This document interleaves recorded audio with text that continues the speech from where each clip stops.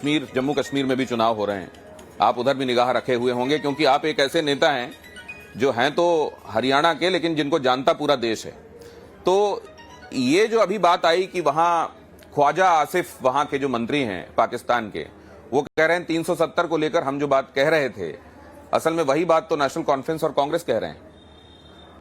नहीं, national conference और कांग्रेस ये देश के दुश्मनों के प्रवक्ता हैं। राहुल गांधी जी देश से बाहर जाकर देश के सम्मान में चार शब्द कहने की बजाय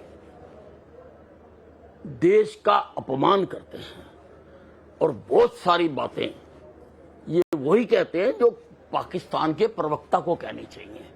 ये नेशनल कॉन्फ्रेंस, राहुल गांधी, कांग्रेस, ये पाकिस्तान के प्रवक्ता हैं। तो मोहब्बत की बातें तो नहीं है जो कह रहे हैं वो। अब मोहब्बत की दुकान में जो ये बेचते हैं वो सारी दुनिया ने देखा है। इनकी मोहब्बत की दुकान लोगों ने 1947 में भी देखी। आप मुझे बताइए, आजादी की लड़ाई चढ़ी, आप किसी आजादी की लड़ाई के आंदोलन में एक प्रस्ताव दिखा दो कि हिंदुस्तान का विभाजन किया जाएगा। क्यों किया तुमने? अगर तुम्हारी मोहब्बत की दुकान थी, 10 लाख लोग तुमने मरवा दिए, हजारों करोड़ों लोगों को तुमने बेघर कर दिया। कोई योजना नहीं थी, हिंदुस्तान के विभाजन की कोई योजना नहीं थी। तो ये तो मैं इनकी प्यार की दुकान में क्या क्या इन्होंने बेचा आज तक, मैं आपको वो बता रहा हूं। तो अगर 1984 में सिख दंगे कराए। आप क्योंकि धर्म कर्म में भी बड़ी आस्था रखते हैं, ये जब खबर आपने सुनी कि तिरुपति के मंदिर में जो लड्डू बनते हैं उसमें पशुओं की चर्बी वाले लड्डू बन रहे थे, और ये आपके अलायंस के एक बड़े पार्टनर ने जो सीएम है वहां, उन्होंने ये बात कही, क्या लगा आपको?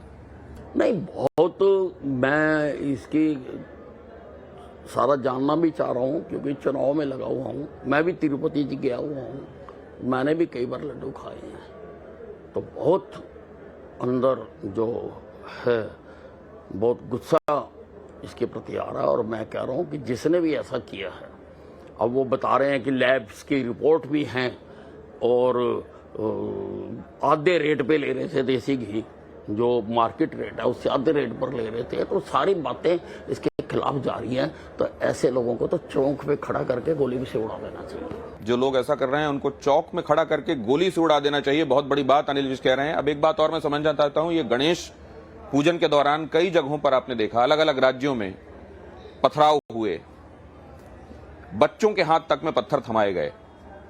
कैसे देखते हैं आप इस सबको? देखिए, ये एक वर्ग है और जिनको कांग्रेस का छाते के नीचे है वो, और कांग्रेस इस देश में विभाजन करवाना चाहती है। क्यों हमें अलग अलग टुकड़ों में बांटा जा रहा है? पहले तुमने धर्म के आधार पर बांटा सारे देश को, लाखों लोग मरवाए, और अब तुम जात के नाम पर बांटना चाहते हो। क्या है तुम्हारे दिमाग में? कौन तुम्हारे दिमाग के अंदर से काम कर रहा है? किन विदेशियों के हाथ में तुम खेल रहे हो?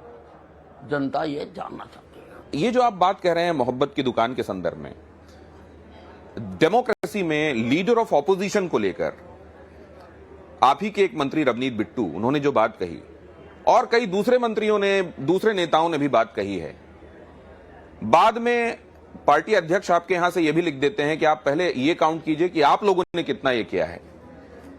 एक जो अंग्रेजी की कहावत है कि फिल्थ से फिल्थ साफ नहीं किया जा सकता, क्या उन्होंने किया इसलिए आपने किया, इससे जस्टिफाइबल है? देखिए, इसका जवाब तो शायद उन्होंने दे दिया हुआ है बिट्टू जी ने। अब इसके बारे में मैं तो कुछ नहीं कह सकता क्योंकि मुझे सारे उसका जानकारी नहीं है। लेकिन लीडर ऑफ ऑपोजिशन को आतंकवादी कहना, 84 के संदर्भ की बात करते हुए, रवनीत बिट्टू इतने दिनों तो खुद ही कांग्रेस में रहकर आए हैं। नहीं, कांग्रेस में रहकर आए हैं, लेकिन 84 में जो हुआ क्या वो ठीक था? तो रवनीत बिट्टू इतने दिनों बाद, मेरी बात सुनिए, मुझे नहीं मालूम रवनीत बिट्टू ने किन शब्दों में कहा है, लेकिन मैंने आपको अभी भी दिखाया। कांग्रेस को कंडेम करने की बजाय इनकी सरकार थी, शासन था, ये इन्होंने उसको जस्टिफाई किया हुआ। क्या ये गलत है? क्या ये ऑन रिकॉर्ड नहीं है कि इन्होंने कत्लेआम को जस्टिफाई किया था? राजीव गांधी ने जो बाद में प्रधानमंत्री बने, उन्होंने कहा था जब कोई बड़ा पेड़ गिरता धरती हिलती है, इसका मतलब मर गए 3-4 हजार लोग। ये है कांग्रेस की नीति, ये है कांग्रेस की दुकान। और अगर उतना एक्सेप्शनल नतीजा इस बार लोकसभा चुनावों के समय नहीं रहा, तो विधानसभा चुनावों को लेकर किन बातों पर आशान्वित हैं आप? देखिए, ऐसा है, लोकसभा का और विधानसभा का चुनाव अलग अलग होता है, हमेशा ही होता है। और दूसरी बात यह है, मैं मानता हूँ कि लोकसभा के चुनाव में हमारा डैमेज हुआ और हमने उन बातों का विश्लेषण किया है और अब हम सावधान होकर लड़ रहे हैं। और तीसरी बात, हमारा एक एक कार्यकर्ता उस हार का बदला लेना चाहता है।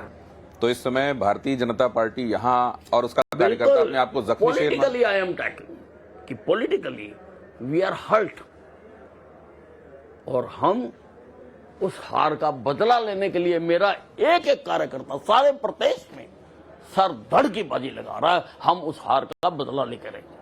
अच्छा, आपके ये बदला लेने के कार्यक्रम में अरविंद केजरीवाल आपकी कितनी मदद कर रहे हैं, वोट काट के उधर वाला? देखिए, अरविंद केजरीवाल अब एग्जिस्ट नहीं करते, एग्जिस्ट ही नहीं करते। एग्जिस्ट नहीं करते।